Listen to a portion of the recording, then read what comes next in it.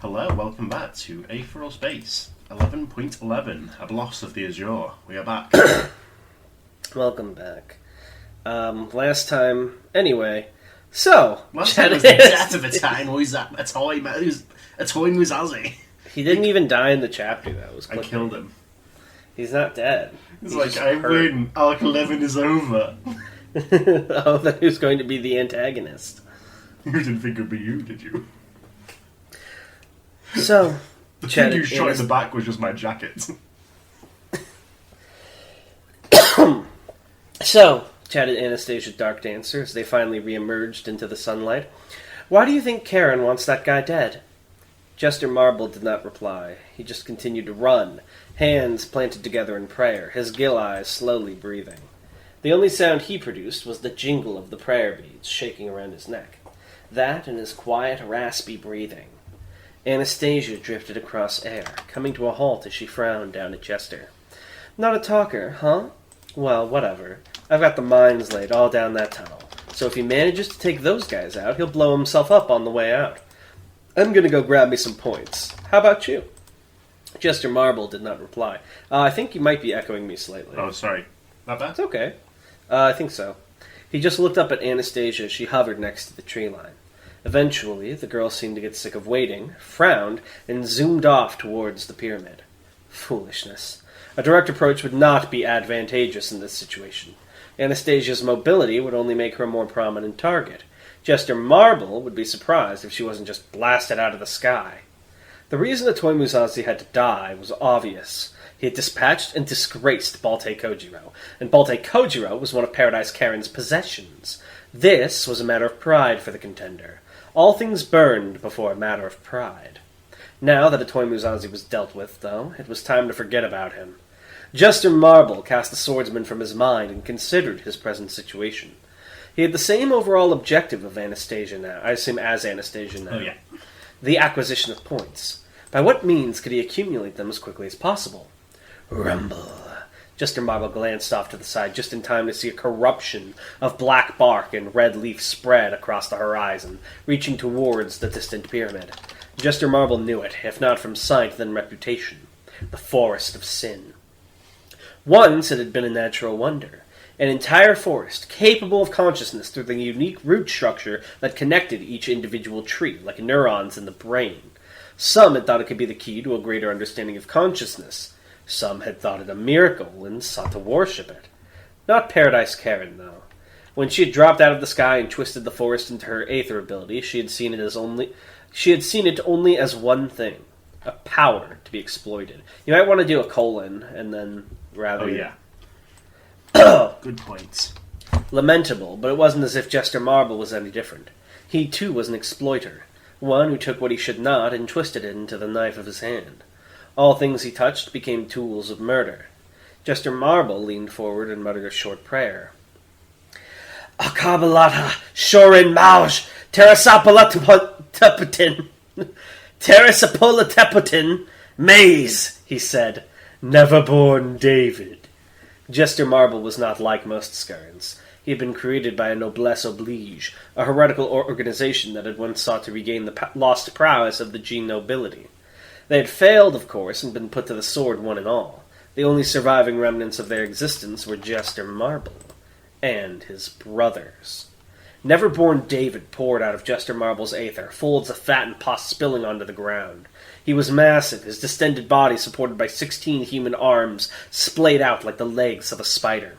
Atop that carriage was a tower of interconnected human torsos, and at the summit was David's skeletal head, gnawing blindly at the air. He shuffled on the spot for a moment before charging off into the forest, his blood-curdling scream echoing through the area. There. Jester Marble released his hands from prayer.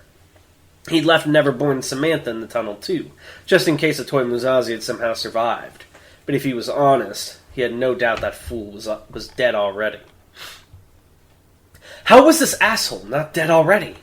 Mazel Rowe desperately dodged a blow that would have split his head in half, sending a blade of plasma forward to defend himself as he dropped to the ground. Atoy Muzazi went to parry the incoming strike, but elected to dodge instead as Maldonado attacked from behind. The plasma blade in Maldonado's tongue collided in midair, and specks of plasma flew in every direction as the blade exploded. Atoy Muzazi was not a blur. A blur was something you could look at. Right now, Atoy Muzazi was a light at the edge of vision, something that disappeared the second you noticed it.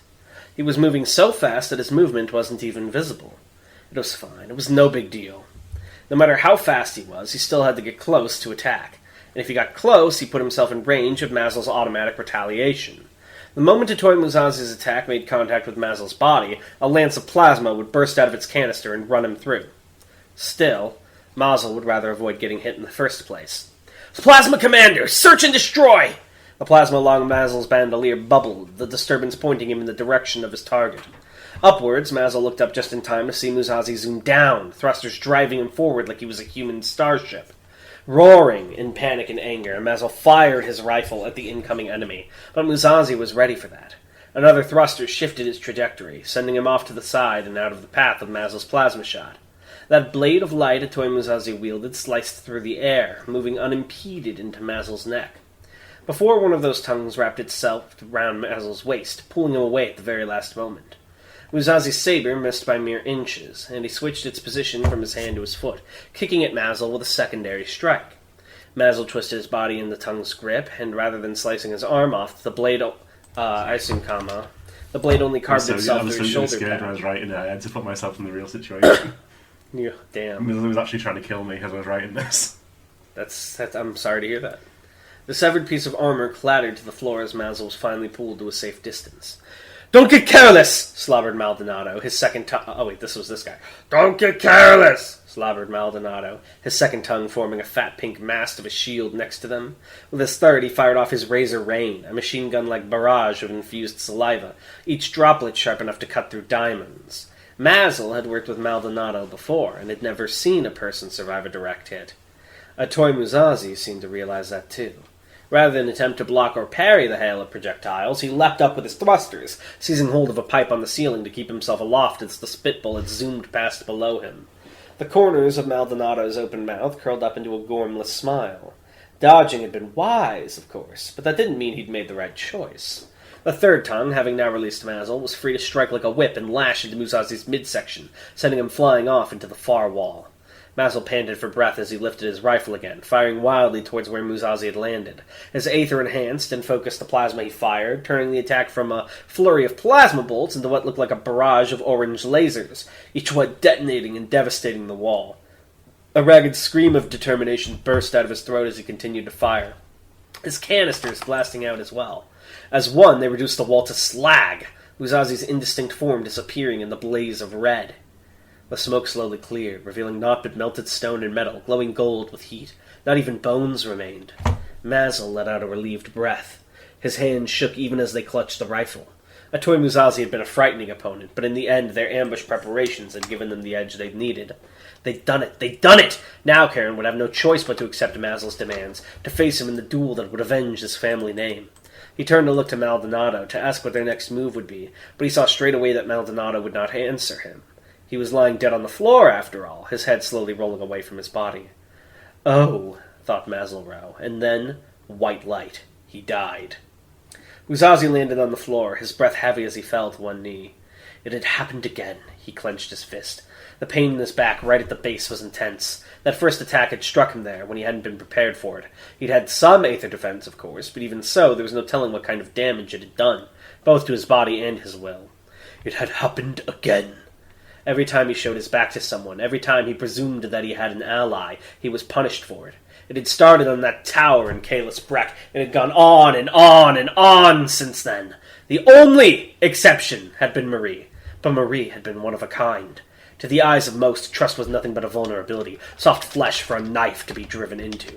Once he thought these portrayals were simply a dark period for him, but after the events on the Child Garden, Atoy Muzazi understood. He understood that this dark period had been his whole life. He'd spent his entire existence being betrayed, failing, and falling into despair.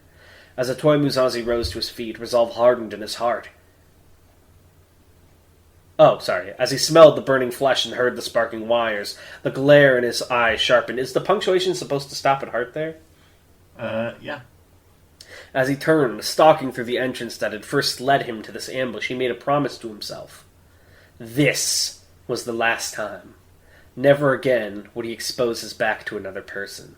Even if he meets a new cutie love interest, No. he would never. He's like the fucking guy in part 4 who had Cheap Trick originally. My touch on my back. I won't let you Like, see I it. need to see. Oh man. I'm gonna popcorn it to you. Guardian entity. I'm trying. I'm not. I don't think I've done the voice for this guy. I'm gonna try and give him a voice now. Guardian entity. See you. The nude man grinned as he strode forwards. 10%. Oh, he's doing that thing. Percent. Percent. The moment those words left his lips, there was a sickening crack, and Morgan saw the source straight away. The enemy's right hand was twisting and stretching, changing shape, turning a pale blue and opening. That grin only widened as Morgan's eyes widened in horror. "My name is Ablos," the man said, bowing mercilessly low given his state of undress. "Ablos of the Azure, cardinal beast of Hexk, at your service. I don't like killing strangers. Maybe you guys can tell me your names too?" Real quick, did you want the 2 widens there? Or, because if not, you could do that grin only grew? Oh yeah. Unless you were doing something intentional, Nah, it's fine. like the... Morgan exchanged a glance with the cubes man next to him, Minecraft Steve. No. There was still some distance between them and their enemy, this Ablos. Morgan adjusted the angle of his sword as he opened his mouth to reply. "You can call me," he began. "Oops," Ablos yawned. "Don't care." He raised his arm, and Morgan saw now that it had transformed utterly. It had gone from a limb into the neck and head of some kind of beast, a pale blue serpent with 4 shining white eyes. Twin tendrils of flesh drifted out from its snout in a way that reminded Morgan disturbingly of a moustache. Before Morgan could fully register what he was seeing, the mouth of the serpent snapped open, and the blazing white sphere blasted out from its throat, zooming towards Morgan. Blue Eyes White Dragon? I turned my hand into a dragon. Enjoy. Even if Morgan was not ready, Irony was. 4 prehensile veins, sorry, that should be vines even.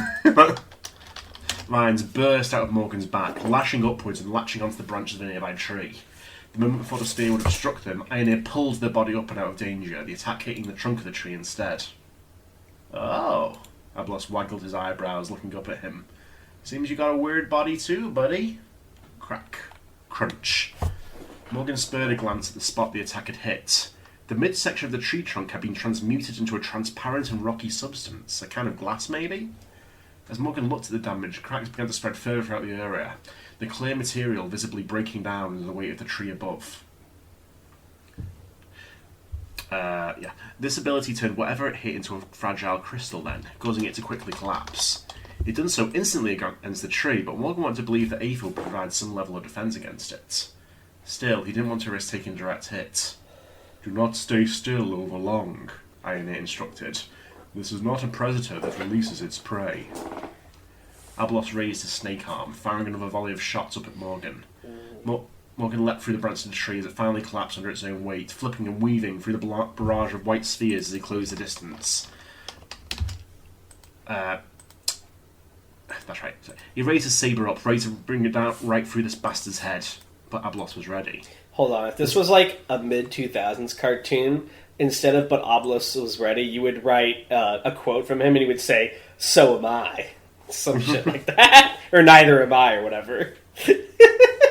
The second Morgan came into melee range, he stopped firing and instead struck with his snake arm again and again, its white teeth parrying Morgan's blade. Sparks rained down as fangs and blade collided again and again and again and again, each strike sending Morgan further and further back. Misjudged footing, weakened grip. The snake arm struck once more and Morgan's sword went flying out of his hand. Ablos did not miss his chance. The serpent lashed out once more, mouth wide open, ready to clamp its jaws down on Morgan's throat. Of course, Morgan was not one to miss an opportunity either. As the snake arm lunged, he did as well, thrusting his hand right into that open mouth. B! The beast reared back as a plain white cube suddenly appeared in its throat, writhing through the air as it gagged and choked. Morgan leapt forward, fists raised up, a killer gleam in his eye as he poured his Aether into his hands. Sword or no sword, he'd run Ablos of the Azure through, right here, right now. Ablos went to pull back, but too slow. Morgan thrust his fist forward, ready to turn his enemy into a human donut, but that fist never made contact. Morgan's arm shook uselessly in the air, trapped in place. The flexible body of the serpent had wrapped around the limb, pulling tighter and tighter as it restrained him. Morgan grit his teeth in pain as he felt a hollow creak through his bones. Real quick, so a big thing of Aether battles is like, it's kind of like JoJo stand battles where it's like you need to figure out the opponent's ability. So there are situations where you could walk into traps like this.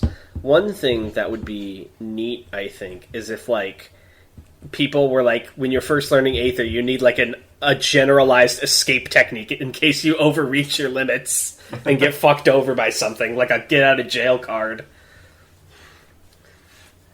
Does Ablos have one of those? Or not Ablos, Morgan? Perhaps not currently. Oh, he's fucked. He missed his basic training. He's like, I'll never need to run. Ablos' right arm, the one that had originally transformed into the snake, had returned to normal. He tossed a white cube up and down in his newly restored hand, smirking. At the last moment, he'd switched the serpent from his right arm to his left, allowing it to intercept Morgan's killer blow.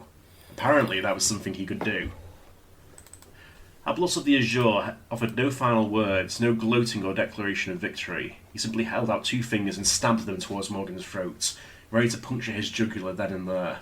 Given the amount of strength he'd already demonstrated, puncturing the skin would be as easy as passing a knife through butter. Can I come back to you for a little bit? Yes. Ioneer hijacked control for a moment, twisting their body in an attempt to avoid the blow, but too late. Blocked! For they had already been saved. A solid block of compressed wooden leaf smashed into Ablos' incoming hand, shattering his fingers. As he cried out in pain, another cube slammed into him, catching him in the midsection, sending him flying backwards. Morgan dropped into a roll as the snake arm released him, retrieving his fallen sword to ward off further blows. Further blows did not come. The cubed man had prepared for this moment well. No doubt he'd been setting this up the whole time Morgan had been fighting. Who the fuck is the cubed man again? I got lost. It was the other special officer that was it with him. Ah, gotcha. The cubed man had plunged his mace into the ground, and all around him, parts of the landscape were being compressed into cubes of different sizes. He really is Minecraft, Steve. They floated through the air. and he's formed his entire life around his square head. You know, they say the square is the strongest structure. It's not, it's triangles. They floated through the air, unburdened by gravity. That was his father, the triangle man. The Trungle man. They floated through the air, unburdened by gravity, as the cubed man sent them on their way. Some, like the one that had snapped Ablos' fingers, were the size of bullets, while others, like the one that was now floating directly above Ablos, were as big as a house. Ablos understood the attack before it was completed and moved to dodge. Aether alone would not grant him the speed he needed, so he removed the serpent from his arm once more and moved it instead to his leg, which fired another volley of those crystal shots to provide propulsion. It was a good idea. Unfortunately for him, it was too little too late. The massive cube slammed down on him at the very last second, crushing his body between itself and the ground. Morgan, just outside of its range, planted a purple sparking hand against the grassy surface of the cube. EA! EA! EA! It's in the game! Morgan called out the abilities in his head like a cheerleader. This combination of his letters was devastating. Echo would cause a repeat of the blow just dealt, and amplification would increase the force of that repeat by several times. By repeating it against a stationary target like this, the force of the attack would grow exponentially. Right now, underneath all this dirt and soil, Ablos of the East was getting pummeled by a force that grew stronger with each iteration. A human body can only take so much. Oh, it's like that thing they do when they slam an anime character into the ground. There's a crater, but it's like more and more. Exactly, yeah. The crater's so large now. So yeah, he's like hacked it there. He's like, my ability makes another attack, and then this ability makes the attack happen again. Clearly, these people thought they'd won. Ablos would have sighed, but he didn't want his mouth to get filled with soil. He would have covered his mouth, but unfortunately both his arms had been shattered, legs too. These attacks were no joke. These attacks are no joke. That's the Aether word for joke in the future. An ordinary person would probably have been killed by them. Good thing they weren't ordinary people. The cardinal beasts were... Are humans also just generally sturdier in the future? Maybe a little bit. But unfortunately, I imagine because they're accustomed to space and different environments, plus Gene Tyrant bullshit. Yeah. It's like, oh, we built them to be a little sturdier. That's actually a great reason for, like, bullshit anime durability. But unfortunately, both his arms had been shattered. Legs, too. These attacks were no... Oh, sorry. The Cardinal Beasts weren't like those amateurs back home. They didn't call out their guardian entities like pets and watch them fight. They weren't content to borrow someone else's power. No, they followed the path of Lily Albrisher. They seized hold of that power, and they became one with it. Guardian entity, Cielo, 50%! For the briefest instant, Morgan knocked, was both blinded and deafened. Instinctively, he squinted his eyes and clapped his hands over his ears before his mind could even register what had caused the phenomenon. White light. A bright white light, and a sound like the cracking of an ice cap. The cube that Ablos of the Azure had been crushed into had utterly changed. In a split second, it had been engulfed by that white light, transforming into that same fragile crystal. Deep within the transparent surface, like a fly trapped in ice, Morgan could see the warped shape of Ablos. He looked different, but Morgan couldn't quite place how. The cube shattered, shards flying in every direction, and Morgan got his answer. Ablos of the Azure no longer had legs. No, instead he had a pale blue-scaled tail, winding for at least 2 meters as the man floated freely in the air. His arms were crossed over his bare chest, so Morgan couldn't quite get a good look, but it looked like his hands were scaled now too, terminating with vicious, barbed claws. Want to come after Vicious? That man looked down at his 2 opponents with 4 wide eyes utterly unsuited to his still human face, and those tendrils of flesh curled out from his lips now. "You see what you're dealing with now?" Ablos grinned with new fangs, his voice utterly saturated with aether. Is utterly the new widened of Aetheral Space? Yeah. Morgan did see. It was obvious. That wasn't a serpent at all. That was a dragon. People, we're not bragging. This is the Aetheral Dragon. Oh, man. The Hex K Dragon. Alright, do we have any more questions, by the way? I think we got 1 or 2. Let me check a look.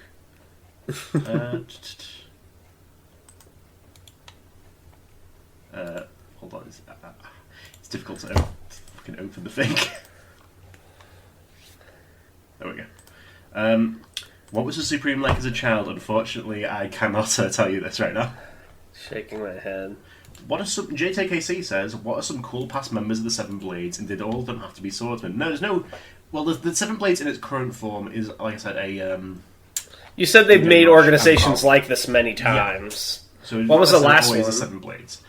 Last one, spoilers. Oh my god, what was the one before that one, then? There wasn't one before that. So there's only been 2, and you were all like, they've been doing this forever. Well, yeah, but the last one is plot. I can't take as a plot. What about the one before the last one? Do you want me to, I don't know. Okay, let me make some shit up. Hold on. Alright, let's do this then. Because you said before the Supremacy, there was the Creati Supremacy.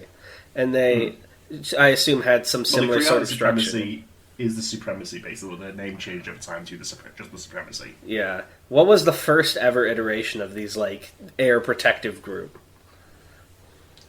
So it wasn't formalised back then, but there was sort of a gathering of people loyal to the First Supreme, who took upon themselves to, like, guard the and raise the However, the was killed, and that's how the new rule about you kill it, you buy it came about.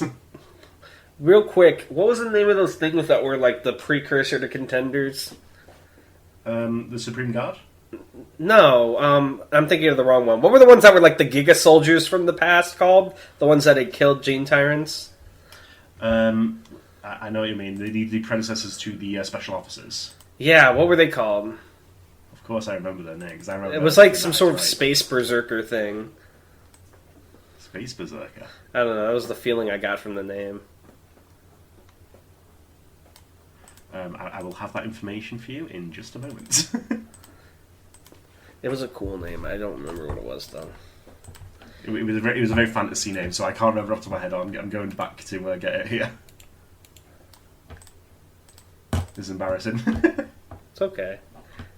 You can just edit this whole part out, and then no one will know you stumbled so much. No, they need to know that I'm human like that. I put on my shirts one hole at a time. One hole at a time? Yeah. Interesting. I mean, I guess that's how most... No, I do both arms at the same time. You're not human. I'm a bit beyond human. The Zaylan Morhan. Do you have Don't Starve Together, by the way? I do. I should play it sometime. Zaylan Morhan. Got it. Yeah, Zaylan Morhan. Alright, well, we'll see. You guys, are there any questions for the next episode left, or do we need to come up with something? That was the last question. Alright, you guys need to go... Another cool past member of the Seven Blades, though, was who's been mentioned a couple of times, is Lucifer Westmore, who he didn't use a sword. He used like a baton. Did he die or retire? He defected to the UAP. Oh, yeah. And then defected from the UAP to parts unknown. Was that the guy that was like all lowercase for Ioneer? Yeah, he fucking hates him. Why? Who knows? And he defected from UAP to who? To parts unknown. Oh. His name was Lucifer Westmore. Yeah. Countered by Jesus Eastless. His brother. I know this isn't your heart, Lucifer. Come back. My baton. I love parts unknown. I have my designs. But yeah, even if it's not canon to you, I've decided that at least in the distant past for Do or Die, I imagine because you don't know what your opponent might have going in, and if you're against a stronger opponent, you might get fucked. Everyone would have like at least one escape technique. That'd be like the first thing you learn aside from aether pinging and shit. It depends on like the current like supremacy culture, I'd say, because right now the freedom is a whole big thing, so they wouldn't have like standardized.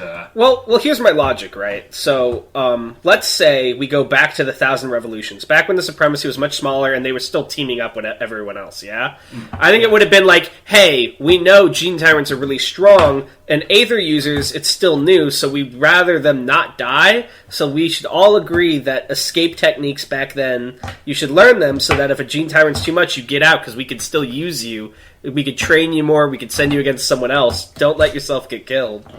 Next chapter, Dragon gets isekai'd into the Thousand. There might have even been a world is like. I could even imagine with the supremacy, they might have had a darker thing where it's like we have a squad of non-Aether users that travel with Aether users. So if shit gets too real, they sacrifice themselves so you can get out. Like they just go in and die for you, or some shit like that. They could call them like, what would be a cool name for that? Because Aether Guard's too basic. Maybe like the Sparks of Hope or some shit. Yeah, maybe. They're like, get out, get down, Mr. President. We'll fend them off. These 50 days truly were fun. Yeah. Never befriend a Spark of Hope. It's a bad idea. Anyway, that's my canon because it makes sense to me. Because like you should have some sort of generalized fuck off ability to come back another day.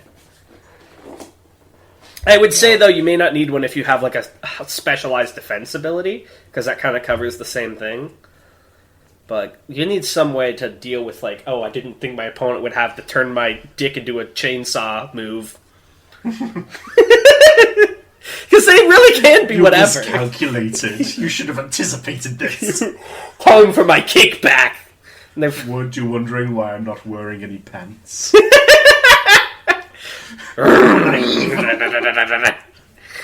love the idea that like you should have seen this coming. Yeah, you couldn't have predicted this. You were naive to believe I wouldn't use this. My Skirnt ability. You see, back on home, there was once a country called America, and they had a Gene Tyrant known as George Bush, who demanded this of his blood's oil. That's the giveaway. Your blood's oil, like, and your abilities like set yourself on fire. You like fucking fire punch. That, or maybe your blood's made of oil, and your abilities you turn yourself into a fucking tank or something stupid as hell like that. It's like, good thing I've got fuel. It's that fucking gif of the anime girl turned into a car. Yeah, exactly. Let's get out of here. You're basically the Transformer Aether user. Alright, well, we'll see you guys next time. Bye. Bye.